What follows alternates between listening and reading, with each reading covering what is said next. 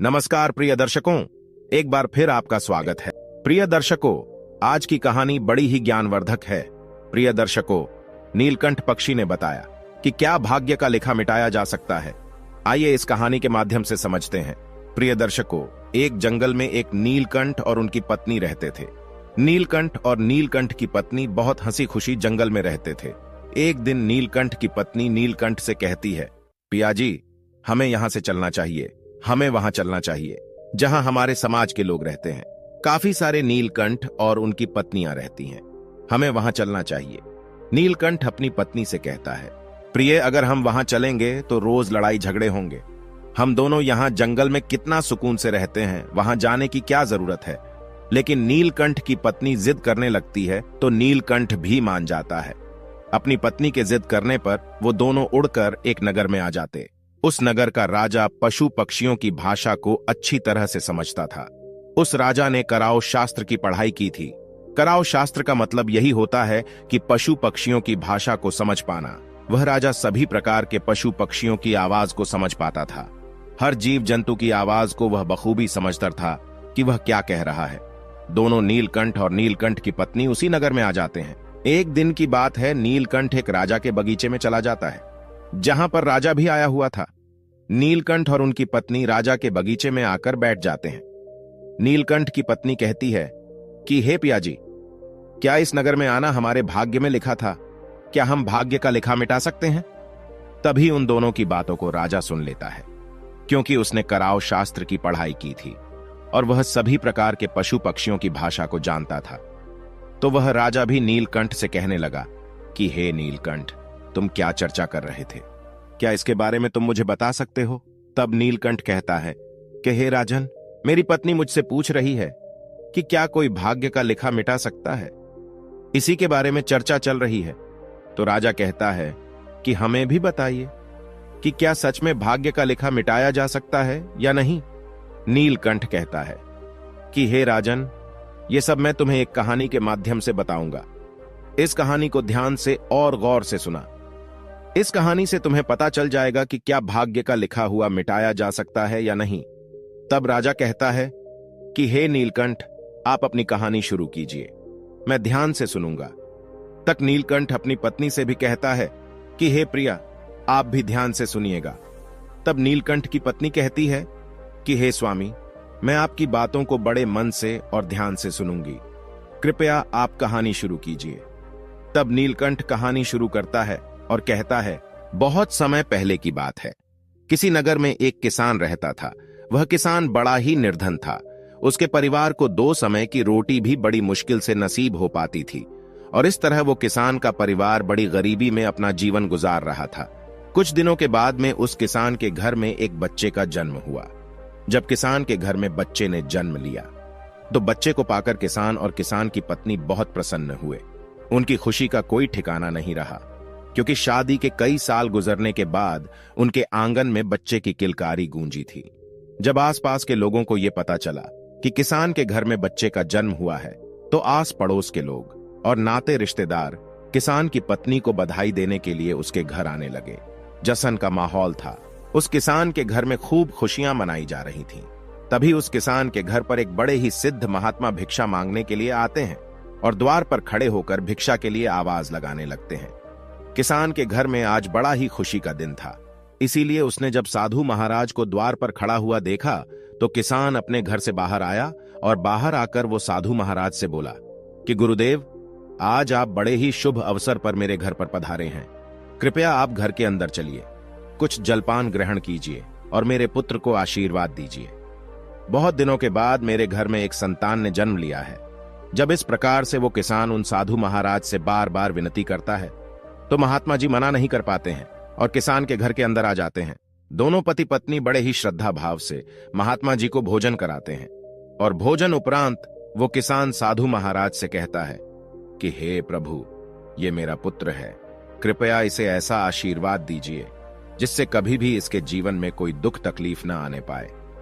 साधु महाराज जैसे ही उस बच्चे को आशीर्वाद देने के लिए अपना हाथ उठाते हैं और जैसे ही महाराज की दृष्टि उस शिशु पर पड़ती है तो शिशु के हाथ पर एक चिन्ह देखकर साधु महाराज कुछ विचारने लगते हैं।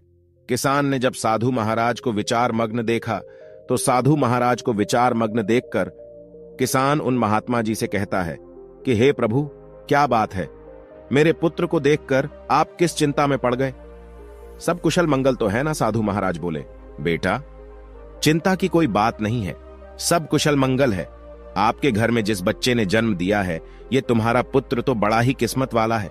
इसके हाथ पर जो चिन्ह बना हुआ है, ये इशारा करता है कि तुम्हारे पुत्र के भाग्य में राजयोग लिखा हुआ है और ये 15 बरस की अवस्था में ही इस नगर का राजा बन जाएगा। जब किसान ने कहा कि महाराज, ये कैसे संभव है, किसी गरीब का पुत्र भला राजा कैसे बन सकता है, तो इस पर महात्मा जी उस किसान को समझाते हुए बोले, बेटा, परमात्मा की इस दुनिया में हर काम संभव है। इसने अपने पिछले जन्म में कोई ऐसा कार्य किया है जिसके कारण इस जन्म में इस बालक को राजपथ नसीब होगा। आगे समझाते हुए वो महात्मा जी बोले, बेटा, जैसे ही तुम्हारे पुत्र की अवस्था 15 बरस की होगी तो इस नगर का जो राजा है उसकी इकलौती पुत्री से तुम्हारे पुत्र का विवाह होगा और विवाह के बाद राजा की धन दौलत और गद्दी पर तुम्हारे पुत्र का अधिकार हो जाएगा। ये सब बातें मैं तुम्हें ऐसे ही नहीं बता रहा हूं, मैं इन सब बातों को इसकी किस्मत की लकीरों में देखकर बोल रहा हूं। प्रिय दर्शकों, साधु महाराज की इन बातों को जब किसान और उनकी पत्नी ने सुना तो इन बातों को सुनकर उन्हें बड़ी खुशी होती है कि हमारे घर में किसी साधारण संतान ने नहीं बल्कि एक राजा ने जन्म लिया है।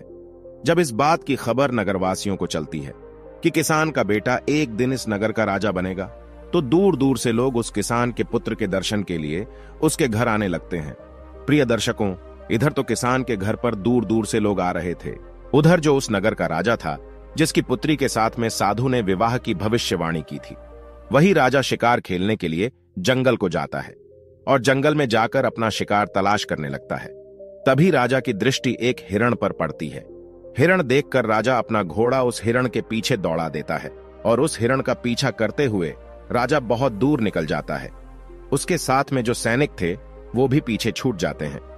राजा काफी देर तक उस हिरण का पीछा करता है, लेकिन वो उस हिरण का शिकार नहीं कर पाता है, क्योंकि घने जंगल होने के कारण हिरण राजा की नजरों से ओझल हो जाता है। राजा को अपने शिकार का पीछा करते करते बहुत देर हो चुकी थी। इस कारण प्यास के मारे राजा का गला सूखने लगता है। पानी की तलाश में राजा ने चारों तरफ को अपनी नजर दौड़ाई, लेकिन आसपास उसे ऐसा कोई पानी का स्रोत नजर नहीं आया जहां जाकर वह अपनी प्यास बुझा सके। पानी की तलाश में राजा जब कुछ और आगे बढ़ता है तो उसे एक गांव नजर आता है। प्रिय दर्शकों, ये वही गांव था जिस गांव में उस किसान के घर में एक बच्चे ने जन्म लिया था। जब राजा उस गांव के और नजदीक पहुंचा तो उसे गांव के बाहर एक कुटिया नजर आई, जहां एक साधु महाराज कुटिया के बाहर ध्यानमग्न बैठे हुए थे। राजा महात्मा जी के पास में पहुंचा, महात्मा जी को प्रणाम किया और प्रणाम करके राजा बोला कि प्रभु, मुझे बहुत जोरों की प्यास लगी है, यदि कुछ जल मिल जाए तो आपकी बड़ी मेहरबानी होगी। साधु बोले, राजन, आप थोड़ा इंतजार करिए, मैं अभी आपके लिए पानी लेकर आता हूं। और इतना कहकर महात्मा जी कुटिया के अंदर चले गए। जब महात्मा जी कुटिया से बाहर आए तो उनके हाथ में एक जल से भरा हुआ लोटा था। साधु महाराज ने जल से भरा हुआ लोटा राजा को पकड़ाया। राजा ने पानी पीकर अपनी प्यास बुझाई। प्रिय दर्शकों, पानी पीकर राजा जैसे ही चलने को हुआ तो उसकी दृष्टि उन लोगों पर पड़ गई जो इकट्ठी होकर किसान के घर उसके पुत्र का दर्शन करने के लिए जा रहे थे। जब राजा ने बहुत से लोगों को जाते हुए देखा तो ये देखकर उसने उन महात्मा जी से पूछा कि प्रभु, ये इतने सारे लोग इकट्ठे होकर कहां जा रहे हैं? राजा के पूछने पर साधु ने बताया कि राजन, ये सब लोग इकट्ठे होकर उस किसान के घर को जा रहे हैं जहां कुछ समय पहले एक बच्चे ने जन्म लिया है। जब राजा ने पूछा कि महात्मा जी, उस बच्चे में ऐसी क्या खूबी है जो सभी लोग उस बच्चे के दर्शन को आ रहे हैं, तो इस पर वो महात्मा जी बोले, राजन, उस बच्चे के हाथ पर एक ऐसा नीला निशान बना हुआ है जिसका होना इस बात का संकेत है कि वो इस राज्य का राजा बनेगा। राजा बोला, महात्मा जी, ये सब झूठी बातें हैं, ऐसा कभी नहीं हो सकता, क्योंकि इस राज्य का राजा तो मैं हूं। भला मैं उस गरीब किसान के पुत्र को अपने राज्य का राजा क्यों बनाऊंगा? साधु बोला, राजन, कोई इंसान ना तो किसी को राजा बना सकता है और ना ही गरीब बना सकता है। बनाने वाला और बिगाड़ने वाला तो कोई और ही होता है। और रही बात उस किसान के पुत्र की राजा बनने की, तो मैं आपकी जानकारी के लिए बता दूं कि आज से 15 वर्ष के बाद उस किसान के पुत्र का विवाह आपकी इकलौती बेटी के साथ में होगा और विवाह के बाद वो इस नगर का राजा बन जाएगा। राजा ने कहा, महात्मा जी, कौन सी बेटी किसकी बेटी? मेरे तो कोई औलाद ही नहीं है, फिर आपकी भविष्यवाणी कैसे सच साबित हो सकती है? साधु महाराज बोले, राजन, आज से 1 वर्ष के बाद में आपकी रानी की कोख से एक कन्या जन्म लेगी। उसी कन्या के साथ में इस गरीब किसान के पुत्र का विवाह होगा और विवाह के उपरांत वो इस नगर का राजा बन जाएगा। प्रिय दर्शकों, साधु महाराज के मुख से जब राजा इन बातों को सुनता है तो इन बातों को सुनकर वह खुश होता है और दुखी भी होता है। खुश इसलिए होता है क्योंकि राजा की कोई संतान नहीं थी। जब उसे पता चलता है कि उसके घर में भी एक कन्या जन्म लेगी, वो भी एक बेटी का बाप बनेगा, तो ये जानकर राजा को बड़ी खुशी हुई। लेकिन उसके दुख का कारण ये था कि जैसा साधु महाराज ने बताया था कि तुम्हारी पुत्री का विवाह गरीब किसान के बेटे से होगा, तो ये जानकर राजा दुखी हो जाता है और उसे गुस्सा भी आता है। राजा अपने मन में विचार करता है कि आखिर एक मामूली से किसान का बेटा मेरा दामाद कैसे बन सकता है? मैं कदापि भी ऐसा नहीं होने दूंगा। प्रिय दर्शकों, ये विचार कर राजा उन साधु महात्मा से कहता है कि आपको क्या लगता है, एक मामूली से किसान के बेटे के साथ में मैं अपनी पुत्री का विवाह कर दूंगा? महात्मा ने कहा कि राजन, जो उस बच्चे के भाग्य में लिखा हुआ है उसे कोई नहीं मिटा सकता, क्योंकि विधाता का लिखा तो पत्थर की लकीर होता है, कोई उससे छेड़छाड़ नहीं कर सकता। प्रिय दर्शकों, उस राजा को अपनी ताकत पर बड़ा ही घमंड था। उसने कहा कि महात्मा जी, चाहे कुछ भी हो जाए, मैं अपनी बेटी का विवाह उस 2 कौड़ी के किसान के बेटे से हरगिज नहीं होने दूंगा। और रही बात विधाता के लिखे की, तो मुझ में इतनी सामर्थ्य है कि मैं उस विधाता के लिखे को भी मिटा के रख दूंगा। महात्मा जी ने मुस्कुराते हुए कहा कि राजन, मैं भी यही हूं और आप भी यही हो। पहले वो समय आने दो, फिर देखते हैं कि क्या होता है, कौन किस पर भारी पड़ता है। राजा ने कहा, ठीक है महात्मा जी, समय आने दो, फिर आप देखना। और यह कहकर राजा साधु महाराज को प्रणाम करके अपने घोड़े पर सवार होकर अपने महलों को चल देता है।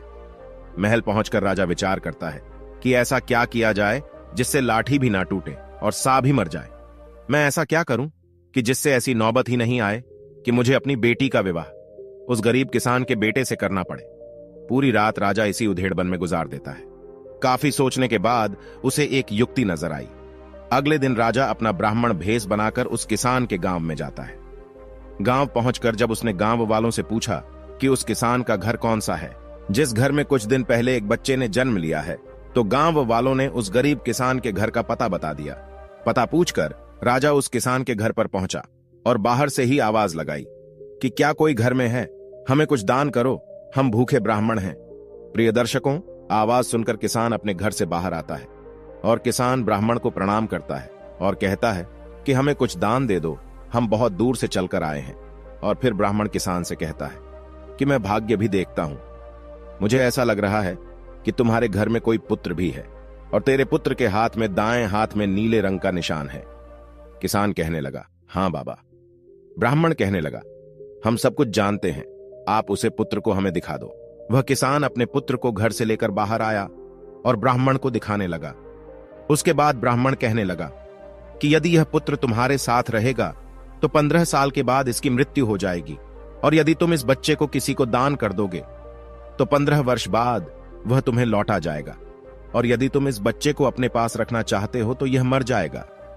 इस बात को सुनकर किसान रोने लगा और कहने लगा, बाबा, हम अपने बच्चों को अपने से अलग नहीं कर सकते हैं। ब्राह्मण कहने लगा, यदि तुम किसी और को नहीं देना चाहते तो मुझे इसे दे दो, 15 वर्ष के बाद ये मैं तुम्हें लौटा दूंगा। राजा समझाते हुए बोला, भाई देखो, मैं आपका बच्चा आपसे हमेशा के लिए थोड़े ही मांग रहा हूं। मैं तो तब तक के लिए मांग रहा हूं जब तक वो 15 वर्ष का ना हो जाए। जब उसको 15 वर्ष पूरा हो जाए, जब उसकी विवाह योग्य उम्र हो जाए, तो मैं तुमको तुम्हारा बच्चा वापस लौटा दूंगा। फिर आप अपने पुत्र के साथ में सुखपूर्वक रहना। प्रिय दर्शकों, सीधा सादा किसान जब भेष बदले हुए राजा की इन बातों को सुनता है तो उसे राजा की बातों में सच्चाई नजर आती है और वह किसान बच्चा देने के लिए हां कर देता है। उस बेचारे को नहीं पता था कि यह ब्राह्मण के भेष में इस नगर का राजा है और उसकी इन बातों के पीछे कुछ और ही मंशा छुपी हुई है।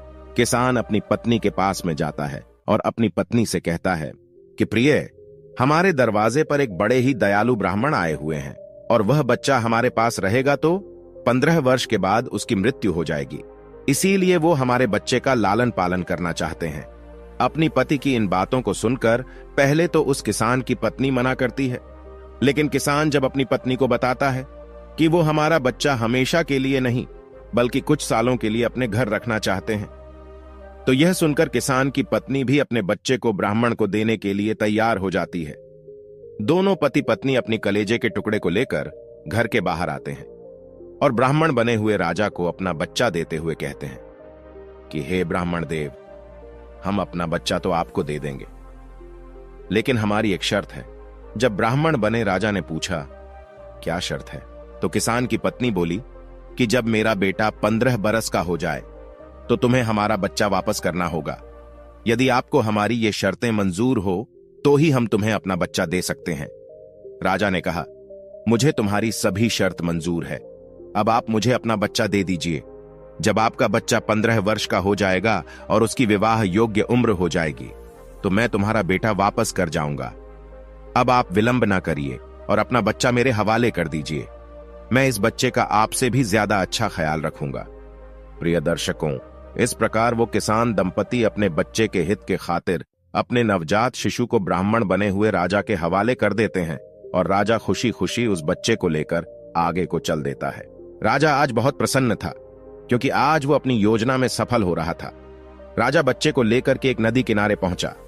नदी किनारे पहुंचकर राजा ने सोचा कि मैं इस बच्चे का गला दबाकर इसका काम तमाम कर देता हूं और मारने के बाद मैं इस बच्चे की लाश को नदी के जल में प्रभावित कर दूंगा। लेकिन बच्चे का जब उसने मासूम चेहरा देखा तो उस बच्ची का चेहरा देखकर राजा का विचार बदल गया था। तेरा क्या बिगाड़ा है जो तू इसे मारना चाहता है? क्यों इस मासूम बालक की हत्या का पाप अपने सिर लेना चाहता है? इस पाप के लिए तो तुझे नरक में भी जगह नहीं मिलेंगी। प्रिय दर्शकों, राजा जब अपनी अंतरात्मा की इस आवाज को सुनता है तो उसके हाथ कांपने लगते हैं। वो बच्चे की हत्या नहीं कर पाता है। फिर सोचता है कि ऐसा क्या करूं जिससे मेरे हाथों इस बच्चे की हत्या भी ना हो और भाग्य का लिखा भी मिट जाए। काफी सोच विचार कर राजा इस निर्णय पर पहुंचा कि मैं इस बच्चे को एक लकड़ी के बक्से में बंद करके जिंदा ही जल में बहा देता हूं, जिससे मैं बाल हत्या के पाप से भी बच जाऊंगा और इसके साथ में मेरी बेटी की शादी भी नहीं होगी। प्रिय दर्शकों, यही विचार कर राजा एक ऐसा संदूक तैयार करता है जिसमें बच्चे को सांस भी मिलती रहे और वो पानी में भी ना डूबे। संदूक तैयार होने के बाद राजा उस किसान के बेटे को लकड़ी के संदूक में रखता है और उस संदूक को नदी के बहते हुए जल में प्रवाहित कर देता है। ये सब करने के बाद राजा अपने महलों को चल देता है। आज राजा बहुत ही प्रसन्न था कि आज मैंने विधाता के लिखे को मिटा दिया, क्योंकि राजा सोच रहा था कि जिस संदूकों को मैं बहाकर आया हूं वो संदूक जब गहरी नदी में जाएगा और नदी में कोई बवंडर पड़ेगा तो नदी के बवंडर में फंसकर संदूक डूब जाएगा और उस बच्चे की मृत्यु हो जाएगी।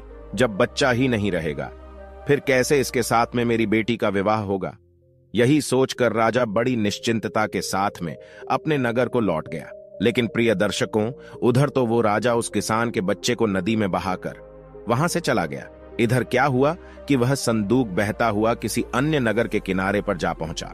उस नगर का एक धनवान सेठ रोज सुबह सवेरे ही नदी में स्नान करने के लिए आता था। उस दिन जब वो सेठ नदी पर स्नान करने आया तो उसे नदी के जल में बहता हुआ संदूक नजर आया। सेठ ने जल में बहते हुए संदूक को देखा तो बहते हुए उस संदूक के पास में पहुंच गया और उस संदूक को खोलकर देखने लगा। प्रिय दर्शकों, जैसे ही सेठ ने संदूक खोलकर देखा तो उसने देखा कि संदूक में एक नवजात शिशु बड़े आराम से लेटा हुआ है और अपने पैर का अंगूठा चूस रहा है। ये देखकर तो सेठ के आश्चर्य की सीमा न रही। सेठ ने तुरंत बच्चे को उठाया और उसे सीने से लगा लिया। सेठ ने सोचा, मैं रोज गंगा स्नान के लिए आता हूँ, माँ गंगा की सेवा करता हूँ, इसीलिए माँ गंगा ने प्रसन्न होकर मुझे ये बच्चा भेंट किया है। माँ गंगा बड़ी दयालु हैं, जो मेरी गोदी में उसने इतने प्यारे बच्चे को डाल दिया। सेठ ने माँ गंगा को प्रणाम किया और उस बच्चे को लेकर अपने घर अपनी पत्नी के पास में पहुंच गया। जब सेठ की पत्नी ने उस बच्चे के बारे में पूछा कि ये किसका बच्चा है, तो सेठ ने सारा घटनाक्रम अपनी पत्नी को बता दिया और बोला, प्रिय, मां गंगा ने हमारी पुकार सुन ली। उसने हम निसंतान के घर में ये बच्चा भेजा है। सेठ की पत्नी ने हाथ जोड़कर मन ही मन मां गंगा को धन्यवाद दिया और मां गंगा का धन्यवाद देकर शेठानी ने वो बच्चा सेठ के हाथों से अपने हाथों में ले लिया और उस बच्चे को लेकर दुलार करने लगी। सेठ और शेठानी ने खूब लाड़ प्यार से उस बच्चे का पालन पोषण किया, खूब पढ़ाया लिखाया और इस योग्य बना दिया कि वो अपने पैरों पर खड़ा हो सके। इस तरह उस किसान के पुत्र को सेठ और शेठानी के घर में रहते हुए पूरे 15 साल बीत गए और वो बच्चा अब एक युवा बन चुका था। प्रिय दर्शकों, एक दिन वो बच्चा अपने दोस्तों के साथ में खेल रहा था, तभी वहां से दूसरे राज्य के राजा की सवारी निकली। प्रिय दर्शकों, जिस समय उस राजा की सवारी निकल रही थी उसी समय एक छोटा सा बच्चा कहीं से घूमता घामता हुआ राजा के काफिले के सामने पहुंच गया और काफिले के आगे जाकर खड़ा हो गया। प्रिय दर्शकों, राजा का काफिला तो अपनी धुन में चला जा रहा था। उस छोटी से बच्चे पर किसी का ध्यान नहीं गया।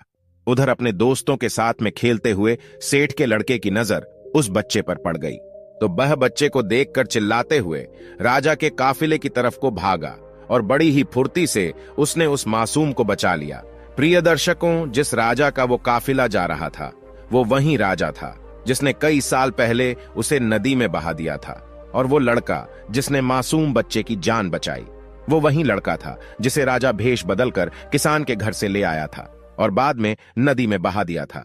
जैसे ही राजा की नजर उस लड़के के हाथ पर पड़ी तो हाथ पर नीला निशान देखकर राजा समझ गया कि हो ना हो ये वही लड़का है जिसको मैंने नदी में बहा दिया था। लेकिन ये जीवित कैसे बच गया? राजा ने तुरंत ही अपने काफिले को रुकने का इशारा किया और अपने सैनिकों से बोला कि जो लड़का अभी अभी काफिले के सामने से गुजरा है उस लड़के को पकड़कर हमारे पास लाइए, हम उसकी बहादुरी के लिए इनाम देना चाहते हैं। राजा के सैनिक तुरंत ही सेठ के लड़के के पास में पहुंचे और उसे अपने साथ बुला लाए। जब सेठ का लड़का राजा के सामने पहुंचा तो उसने राजा को प्रणाम किया और पूछा कि आप कौन हो और आपने मुझे क्यों बुलाया है? राजा बोला, बेटा, हम तुम्हारे पड़ोस के राज्य के राजा हैं और तुम्हारी बहादुरी के लिए हम तुम्हें पुरस्कार देना चाहते हैं। हम तुम्हें कोई इनाम दें उससे पहले हम आपसे कुछ सवाल पूछना चाहते हैं। सेठ का लड़का बोला, कहिए राजन, आप मुझसे क्या पूछना चाहते हो? तो राजा बोला, बेटा, तुम्हारा कौन सा गांव है, कौन तुम्हारे माता पिता है और तुम्हारी हाथ पर यह नीला निशान कैसा है? राजा की पूछने पर वो लड़का कहता है कि हे राजन, मैं पड़ोस के गांव में रहता हूं और मेरे पिता धन्ना सेठ बहुत ही धनवान सेठ है और आप जिस निशान की बात कर रहे हैं ये निशान तो मेरे हाथ पर बचपन से है, लेकिन आप ये सब क्यों पूछ रहे हो? राजा ने कहा, बस ऐसे ही, कोई खास बात नहीं है। फिर राजा उस लड़के से बोला कि हम आपके माता पिता से मिलना चाहते हैं, क्या तुम हमें अपने माता पिता से मिलवाने के लिए अपने साथ ले चलोगे? लड़का बोला, क्यों नहीं राजन, ये तो हमारा बड़ा सौभाग्य होगा कि आप हमारे घर पर पधारें। चलिए राजन, मैं अभी तुम्हें अपने माता पिता से मिलवाने के लिए ले चलता हूं। प्रिय दर्शकों, इस प्रकार वो राजा इस बात की पुष्टि करने के लिए ये बच्चा वही है जिसे मैंने नदी में बहाया था, उस लड़के के साथ धन्ना सेठ के घर पर जाता है। सेठ जी जब अपने पुत्र के साथ में किसी राजा को आता हुआ देखते हैं तो सोचने लगते हैं कि ऐसा क्या हो गया जो किसी दूसरे राज्य का राजा मुझसे मिलने के लिए मेरे घर आ रहा है। जब राजा सेठ जी के पास में पहुंच गया तो सेठ जी ने राजा से पूछा कि महाराज, आप किस नगर के राजा हैं और किस प्रयोजन से आप मेरे द्वार पर पधारे हैं? राजा कहता है कि सेठ जी, मैं आपके पड़ोस के राज्य का राजा हूं और मैं आपके घर आपको बधाई देने के लिए आया हूं। जब सेठ ने पूछा किस बात की बधाई, तो राजा बोला, सेठ जी, आपका बेटा बड़ा ही बहादुर है, आज इसने अपनी बहादुरी से एक मासूम बच्चे की जान बचाई है। सेठ जब राजा के मुख से अपने पुत्र की प्रशंसा सुनता है तो उसका सीना चौड़ा हो जाता है।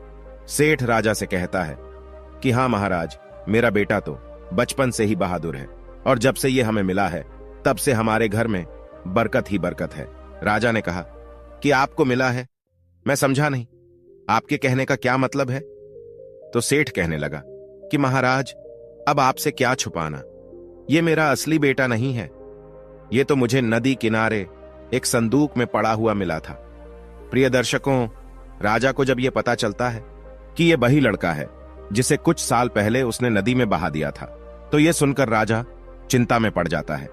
कुछ देर सोचने के बाद राजा उस सेठ से कहता है सेठ जी, मैं आपके पुत्र की बहादुरी का कायल हूं और मुझे अपनी बेटी की सुरक्षा के लिए ऐसे ही बहादुर लड़कों की आवश्यकता है। यदि आप आज्ञा दें तो मैं आपके लड़के को अपनी यहां नौकरी पर रखना चाहता हूं। सेठ ने कहा, राजन, यह तो बड़ी ही अच्छी बात है कि मेरा बेटा आप जैसे राजा की यहां नौकरी करेगा। मैं इसके लिए सहमत हूं।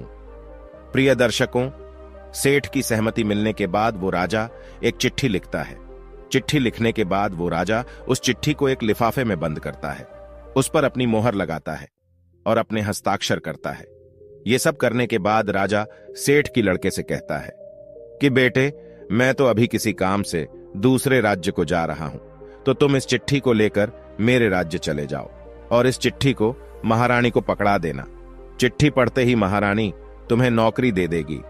प्रिय दर्शकों, इधर तो राजा अपने कांपले को अपने साथ में लेकर आगे बढ़ जाता है, उधर कुछ सेठ का लड़का राजा के नगर को चल देता है। चलते चलते सेठ का लड़का एक घने जंगल में पहुंचा। जंगल में पहुंचकर वो लड़का मार्ग भटक गया और मार्ग भटक कर वो दूसरी दिशा में बढ़ गया। प्रिय दर्शकों, जिस मार्ग पर वो आगे बढ़ रहा था वो रास्ता डाकुओं के अड्डे पर जाता था और इस प्रकार वो चलते चलते डाकुओं के अड्डे पर पहुंच गया। वहां पहुंचकर उसकी नजर एक झोपड़ी के ऊपर पड़ी। झोपड़ी को देखकर सेठ के लड़के ने अपने मन में विचार किया कि क्यों ना आज की रात इस झोपड़ी में ही ठहर कर बिताई जाए। प्रिय दर्शकों, ये विचार कर सेठ की लड़के ने झोपड़ी की तरफ अपने कदम बढ़ा दिए। जैसे ही वो लड़का उस झोपड़ी के अंदर पहुंचा और जैसे ही उसने झोपड़ी के अंदर को झांका तो अंदर का नजारा देखकर वो हैरान रह गया, क्योंकि जो झोपड़ी बाहर से टूटी फूटी नजर आ रही थी, उस झोपड़ी के अंदर नीचे जाने के लिए सीढ़ियां बनी हुई थीं और उन सीढ़ियों का दूसरा सिरा एक आलीशान महल तक जाता था। प्रिय दर्शकों, जैसे ही लड़का सीढ़ियां उतरकर नीचे महल में पहुंचा तो उसने देखा कि एक बूढ़ी महिला खाना बना रही है। जब उस बुढ़िया की नजर उस लड़के पर पड़ी तो लड़के को देखकर वो बुढ़िया बोली, बेटा तुम कौन हो, कहां से आए हो और बिना इजाजत तुम अंदर कैसे प्रवेश कर गए? सेठ के लड़के ने सारा घटनाक्रम उस बुढ़िया को बताया और कहा कि मैया, मैं रास्ता भटक कर आपके पास आ गया हूं। यदि आप मुझे एक रात ठहरने की इजाजत दे दें तो आपकी बड़ी मेहरबानी होगी और मैं वचन देता हूं कि प्रातः होते ही मैं यहां से चला जाऊंगा। सेठ के लड़के की इन बातों को सुनकर वो बूढ़िया बोली, बेटा तुम्हारे यहां रुकने में मुझे तो कोई आपत्ति नहीं है, लेकिन तुम नहीं जानते हो जिस जगह पर तुम अभी खड़े हो ये जगह डाकुओं का अड्डा है। यदि उन्हें पता चल गया कि कोई अनजान व्यक्ति हमारे अड्डे पर आया है तो वो तुम्हें जिंदा नहीं छोड़ेंगे। सेठ का लड़का बोला, मैया रात बहुत हो गई है और आगे जंगल का रास्ता है। इतनी रात में मैं कहां जाऊंगा, कहां रहूंगा? मुझे तो रास्ते का भी ज्ञान नहीं है। मैं रास्ता भटक चुका हूं। अगर बाहर गया तो जंगली जानवर मुझे मारकर अपने मुंह का निवाला बना लेंगे। अब ऐसी स्थिति में मैया आप ही मुझे कोई रास्ता दिखाइए जिससे मेरे प्राण बच जाए। प्रिय दर्शकों, सेठ के लड़के की इन बातों को सुनकर उस बुढ़िया को उस लड़के पर दया आ गई। उसने रात गुजारने की इजाजत दे दी। कुछ समय के बाद डाकू अपने अड्डे पर वापस आते हैं। जैसे ही उनकी नजर घर के कोने में सोए हुए सेठ के उस लड़के पर पड़ती है तो वे उस बुढ़िया से पूछते हैं कि अम्मा जी, ये लड़का कौन है और ये हमारे अड्डे पर क्या कर रहा है? डाकुओं के पूछने पर वो बुढ़िया कहती है, बेटा ये बहुत ही नेक दिल बच्चा है और ये नौकरी की तलाश में राजा का पैगाम लेकर राजमहल को जा रहा है। इससे तुम्हें कैसा भी खतरा नहीं है। बेचारा मार्ग भटक गया है और यहां आ पहुंचा। डाकू बोले, मैया तू भी कितनी भोली है, किसी को भी पनाह दे देती है। किसी ने यदि हमारे बारे में दुष्ट राजा को बता दिया तो राजा हमारा जीना दुष्भर कर देगा। तभी दूसरा डाकू बोला, रुको मैं अभी इस लड़के की तलाशी लेता हूं, कहीं ये राजा का गुप्तचर तो नहीं है। और ऐसा कहकर वो सोते हुए सेठ के लड़के की तलाशी लेने लगता है। जब डाकू सेठ के लड़के की तलाशी लेता है तो उसे सेठ के लड़के की जेब से राजा का लिखा हुआ पैगाम मिलता है, जिस पर राज्य की मोहर और राजा के हस्ताक्षर किए हुए थे। बड़ी सावधानी के साथ वो डाकू उस चिट्ठी को खोलता है और चिट्ठी में रखी हुई चिट्ठी को बाहर निकालकर पढ़ने लगता है। चिट्ठी पढ़कर डाकू कहता है, छी छी, हमारे राज्य का राजा कितना घटिया राजा है। जब बुढ़िया पूछती है कि बेटा ऐसा इस चिट्ठी में क्या लिखा हुआ है जिसे पढ़कर तुम अपने ही नगर के राजा को घटिया राजा बोल रहे हो, तो बूढ़ी औरत के पूछने पर डाकू उस महिला से कहता है कि मैया चिट्ठी में लिखा है कि रानी, जैसे ही ये लड़का तुम्हारे पास में पहुंचे और जैसे ही तुम इस चिट्ठी को पढ़ो तो चिट्ठी पढ़ने के साथ ही इस लड़के को मार कर कहीं दूर फेंकवा देना। और ये काम मेरे आने से पहले हो जाना चाहिए। मैं इसे क्यों मरवाना चाहता हूं और मैंने क्यों नहीं मारा, इन सवालों का जवाब मैं नगर आकर तुम्हें दे दूंगा। प्रिय दर्शकों, डाकू के मुख से चिट्ठी में लिखी हुई बातों को जब बुढ़िया ने सुनी तो बुढ़िया कहने लगी कि बड़ा ही दुष्ट राजा है, जिसके हाथों से चिट्ठी भिजवा रहा है उसी को मरवाने का आदेश भी दे रहा है। प्रिय दर्शकों, यह सुनकर उस बुढ़िया ने अपने मन में विचार किया कि मुझे इस मासूम को किसी भी तरह कोई भी उपाय करके बचाना चाहिए। उसने डाकुओं से कहा कि तुम इस चिट्ठी को बदल दो। इस चिट्ठी के स्थान पर एक दूसरी चिट्ठी तैयार करो और उसमें लिखो कि रानी, मैं जिस लड़की को तुम्हारे पास भेज रहा हूं ये बड़ा ही नेक लड़का है और मैंने ये लड़का अपनी पुत्री के विवाह के लिए चुना है। इसीलिए रानी, जैसे ही ये लड़का तुम्हारे पास में मेरा पैगाम लेकर पहुंचे तो तुम राजकुमारी का विवाह इस लड़के से कर देना। और ध्यान रखना, ये काम मेरे नगर वापसी से पहले हो जाना चाहिए। मुझे ये लड़का क्यों पसंद है, क्यों मैं अपनी बेटी का विवाह इस लड़के से करना चाहता हूं, इन सवालों के जवाब मैं तुम्हें नगर वापस आकर दूंगा। तुम्हारा प्रिय राजा। प्रिय दर्शकों, ये लिखकर डाकू ने उस चिट्ठी को चिट्ठी के अंदर में डाला और बड़ी सावधानी के साथ पुनः उस लड़के की जेब में रख दिया। इसके बाद डाकुओं ने खाना पीना खाया और चोरी करने के लिए अपने अड्डे से बाहर निकल गए। उधर अगला दिन हुआ तो बूढ़ी माता ने शेठ के लड़के को उठाया और कहा, बेटा, सुबह हो गई है, अब तुम जहां जाना चाहते हो वहां जा सकते हो। सेठ के लड़के ने उठकर बूढ़ी माता को प्रणाम किया, राजमहल का मार्ग पूछा और बूढ़ी माता से विदा लेकर अपनी मंजिल की तरफ को आगे बढ़ गया। कुछ समय पश्चात सेठ का लड़का रानी के सामने राजा के महलों में था। सेठ के लड़के ने महारानी से कहा कि रानी साहिबा, महाराज ने आपके नाम यह पैगाम भेजा है, आप इस चिट्ठी को पढ़ लीजिए और मुझे बताइए मुझे क्या करना है। प्रिय दर्शकों, महारानी ने जैसे ही चिट्ठी पढ़ी तो चिट्ठी में लिखा हुआ था कि यह लड़का बड़ा ही नेक दिल है, बड़ा ही बुद्धिमान और ज्ञानी है, ये राजकुमारी से विवाह करने के योग्य है, इसीलिए मेरे आने से पहले ही तुम इसका विवाह राजकुमारी से करवा देना। जब रानी चिट्ठी पढ़ती है तो चिट्ठी में लिखी हुई बातों को पढ़कर रानी सोचने लगती है कि महाराज को इस लड़के में ऐसी क्या खूबी नजर आई जो जल्दी से जल्दी राजकुमारी के साथ में इसका विवाह करने का आदेश दिया है। महाराज इस प्रकार कैसे किसी अनजान के साथ में राजकुमारी का विवाह कर सकते हैं? लेकिन फिर उसने देखा कि चिट्ठी पर राजा के हस्ताक्षर थे और उनकी मोहर लगी हुई थी और उस चिट्ठी में लिखा हुआ था कि मैं तुम्हारे सभी सवालों के जवाब नगर वापस आकर दूंगा। तो ये पढ़कर रानी तत्काल ही पंडित को बुलाकर राजकुमारी का विवाह उस लड़के के साथ में करवा देती है और इस प्रकार वो लड़का राजा का दामाद बनकर राजकुमारी से विवाह करके सुखपूर्वक राजा के महलों में रहने लगता है। प्रिय दर्शकों, कुछ दिनों के बाद में राजा अपना काम समाप्त करके अपने नगर को आता है। राजा बड़ा ही प्रसन्न था क्योंकि उसे तो लग रहा था कि अब तक तो रानी ने उस लड़के को मरवाकर कहीं दूर फेंकवा दिया होगा। अब उस लड़के की साथ में मेरी बेटी का विवाह कैसे हो सकता है? मैंने तो भाग्य के लिखे को ही मिटा दिया है। लेकिन जैसे ही राजा अपने महलों में पहुंचता है और उस गरीब किसान के बेटे को अपनी राज्य गद्दी पर बैठा हुआ देखता है तो उसके आश्चर्य की सीमा नहीं रहती है, क्योंकि जिस लड़के को राजा ने रानी के पास इसलिए भेजा था कि रानी इसका कत्ल करा देगी, लेकिन यहां तो सब उल्टा ही हो गया।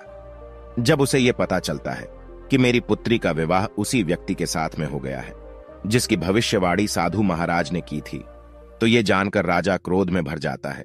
उसे अपनी पत्नी पर बहुत ही गुस्सा आता है कि रानी ने मेरी आज्ञा का पालन क्यों नहीं किया।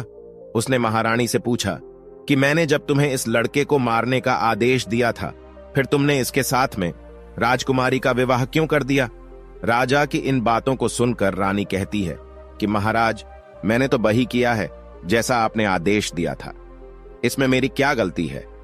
राजा ने महारानी को चिट्ठी दिखाने का आदेश दिया। महारानी चिट्ठी लेकर बाहर आई। राजा ने जब चिट्ठी खोली और उस चिट्ठी में लिखी हुई बातों को पढ़ा तो देखा कि उसमें तो कुछ और ही लिखा हुआ है। यह देखकर राजा ने बड़े ही गुस्से में आकर सैनिकों से कहा कि जाओ और जाकर के उस लड़के को पकड़ कर लाओ जिसके साथ में राजकुमारी का विवाह हुआ है। सैनिकों ने तुरंत ही राजा की आज्ञा का पालन किया और उस किसान के बेटे को पकड़कर राजा के सामने ले आए। राजा ने गुस्से में उस लड़के से कहा कि तुम्हारी हिम्मत कैसे बढ़ गई? मेरी पुत्री से विवाह करने की? तुमने मुझे बहुत बड़ा धोखा दिया है और मेरे राज्य में धोखे की सजा केवल और केवल मौत होती है। अब तुम मरने के लिए तैयार हो जाओ। मैं तुम्हें अपना दामाद किसी भी कीमत पर स्वीकार नहीं कर सकता। तुम एक गरीब किसान के बेटे हो और गरीब ही रहोगे। मैं भी देखता हूं कि तुम किस प्रकार इस नगर का राजा बनते हो। राजा की इन बातों को सुनकर वो लड़का बोला कि महाराज, आप ये क्या कह रहे हो? मैंने आपको कहा धोखा दिया है और आप बार बार किस किसान की बात कर रहे हो, जबकि आपको भी पता है कि मैं किसान का बेटा नहीं बल्कि एक सेठ का बेटा हूं। राजा ने कहा कि तुम मुझे अपनी बातों में उलझाकर बेवकूफ बनाना चाहते हो, लेकिन अब मैं तुम्हारी किसी बात में नहीं आऊंगा। आज का दिन तुम्हारे जीवन का अंतिम दिन साबित होगा। और इतना कहकर राजा अपनी तलवार उठा लेता है। राजा के हाथ में तलवार देखकर राजकुमारी राजा के सामने खड़ी हो जाती है और कहती है कि पिताजी, आप जिस पर तलवार चला रहे हैं वो मेरे पति परमेश्वर हैं। उन्हें मारने से पहले तुम्हें मुझे मारना होगा। प्रिय दर्शकों, इधर तो राजमहल के अंदर यह सब कुछ चल रहा था कि तभी एक सैनिक राजमहल में आता है और आकर राजा से कहता है, एक बड़े ही सिद्ध महात्मा आए हुए हैं और अभी इसी समय आपसे मिलना चाहते हैं। राजा ने कहा, ठीक है, महात्मा जी को अंदर ले आओ। आदेश मिलते ही सैनिक दौड़ा हुआ महात्मा जी के पास जाता है और उन्हें अपने साथ में ले आता है। राजा ने उठकर महात्मा जी को प्रणाम किया और उनके आने का प्रयोजन पूछा। महात्मा ने कहा कि लगता है राजन, आपने मुझे पहचाना नहीं। जब राजा ने कहा कि आप कौन हो और मुझसे क्यों मिलना चाहते हो, तो महात्मा ने बड़ी ही विनम्रता के साथ मुस्कुराते हुए जवाब दिया कि राजन, मैं वही महात्मा हूं जिससे आप 15 साल पहले मिले थे और मैंने आपको बताया था कि आज से 15 साल के बाद में तुम्हारी पुत्री का विवाह इस गरीब किसान के बेटे से होगा। लेकिन तुमने कहा था कि मैं राजा हूं और मैं कुछ भी कर सकता हूं, लेकिन देखा राजन, जो नियति में होता है वही होकर रहता है। प्रिय दर्शकों, जब राजा साधु की इन बातों को सुनता है तो हाथ जोड़कर कहता है कि गुरुदेव, आप सच कहते थे कि कोई ना तो किसी का भाग्य मिटा सकता है और ना ही उसमें कोई बदलाव कर सकता है। जो भी जिसके भाग्य में लिखा हुआ है वो उसको मिलकर ही रहता है। मैं भाग्य के हाथों हार चुका हूं। महात्मा ने कहा कि राजन, भाग्य के सामने कोई नहीं जीत सकता, इसीलिए अब तुम व्यर्थ की चिंता छोड़ो। किसान के बेटे को अपना दामाद स्वीकार करो और अपना राजपाट उसे सौंपकर मेरे साथ जंगलों में चलो। सच्चा सुख तो ईश्वर की भक्ति में है। प्रिय दर्शकों, इस प्रकार वो राजा अपना सारा राजपाट किसान के पुत्र को सौंपकर सभी से क्षमा मांगकर महात्मा जी के साथ में जंगलों को चला जाता है। इधर किसान का बेटा उस नगर का राजा बनकर सुखपूर्वक अपना जीवन बिताने लगता है।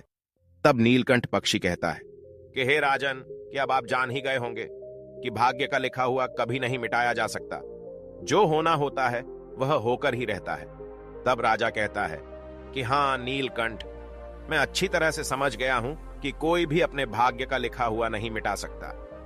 तो प्रिय दर्शकों, हमारी आज की कहानी यहां समाप्त होती है। हम उम्मीद करते हैं कि आपको हमारी आज की यह कहानी पसंद आई होगी और आप इससे ढेर सारी प्रेरणा लेंगे। मिलते हैं अगली ज्ञान चर्चा के साथ अगले वीडियो में। तब तक के लिए नमस्कार, धन्यवाद।